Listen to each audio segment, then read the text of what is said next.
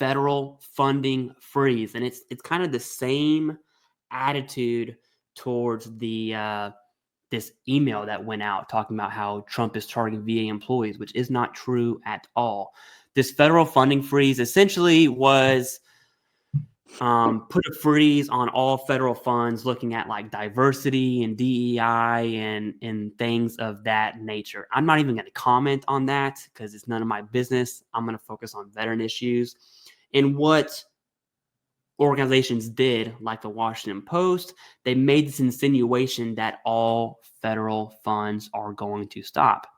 Well, when veterans see that, immediately, the conclusion that they make in their mind, and I know this because I've gotten, Jason, in the last 2 days, I've probably gotten 700 to 800 emails asking me if veteran benefits are going away because of this federal funding freeze, right? That's what prompted me to make the video in the first place. And it's like, okay, well, let's just read one paragraph of what that says. And I'm going to read it for you. It says, my monitor's over here, so you can get my side face. It says, the memo, which goes into effect Tuesday, as you're watching this, that was last week, states its orders should not be construed to affect Social Security, Medicare recipients, and also says the federal financial assistance put on hold, quote, does not include assistance provided directly to individuals. That is buried in this article, right? All you see at the top is federal funds frozen.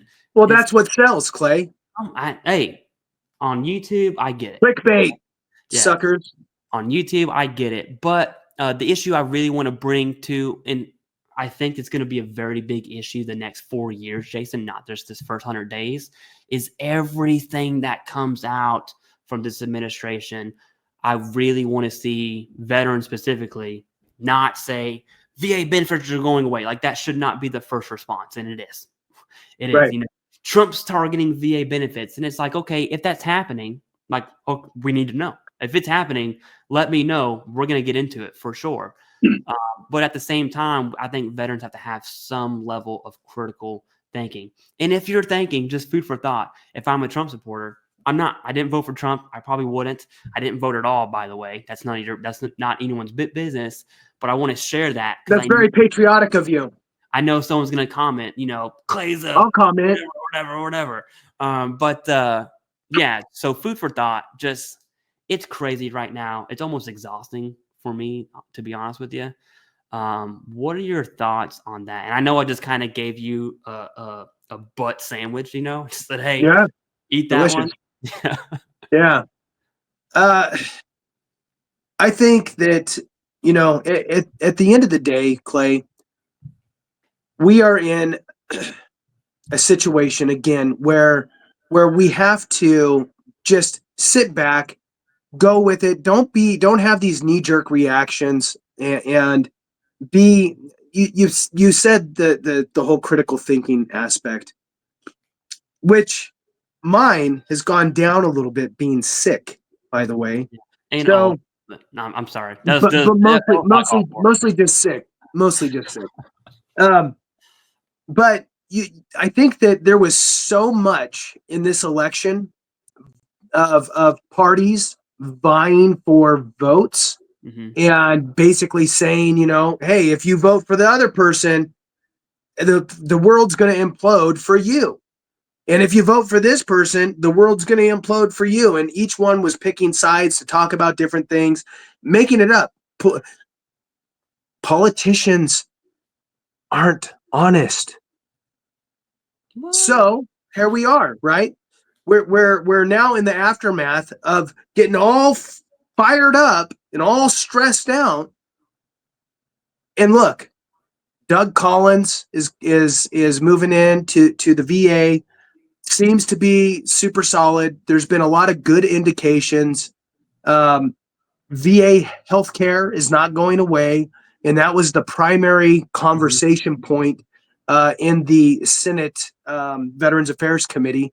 It was primarily about the VA healthcare, and that was the big talking point.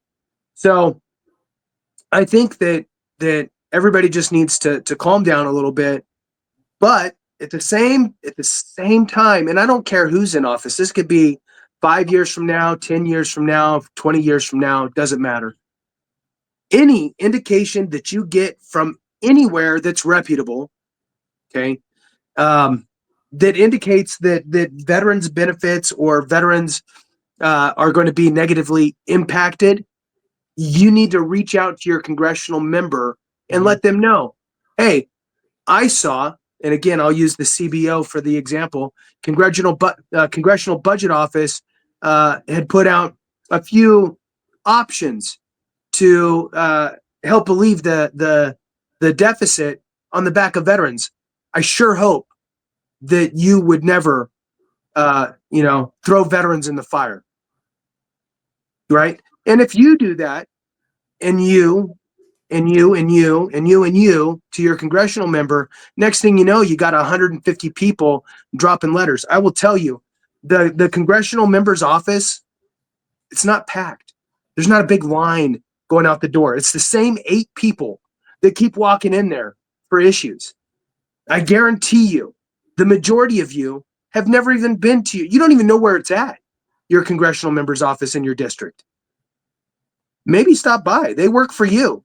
It's not a scary thing, right? It's a door. You walk in it. There's a little, high top table thing and a person on the other side, hey, how can I help you? Yeah, I'm veteran so-and-so. I'm a constituent. I just wanted to stop by and check the place out, see where you were located. Do you have somebody who handles VA stuff, veteran stuff? Yeah, that's John or Jane Smith. Cool. It's John or Jane here. Hey, John or Jane, I'm veteran so-and-so, right? Just wanted to drop by. I happen to be in the neighborhood. Just wanted to say, if you could pass the word on to the congressman, congresswoman, that, veterans are a very, very important part of our fabric. And I want to make sure that they're on the same page as far as not throwing us into the fire and preserving all of the benefits in which we have. Can you make sure that message gets to the congressman or congresswoman? And thanks, right? It's not that one thing does much, but when you multiply it, it does.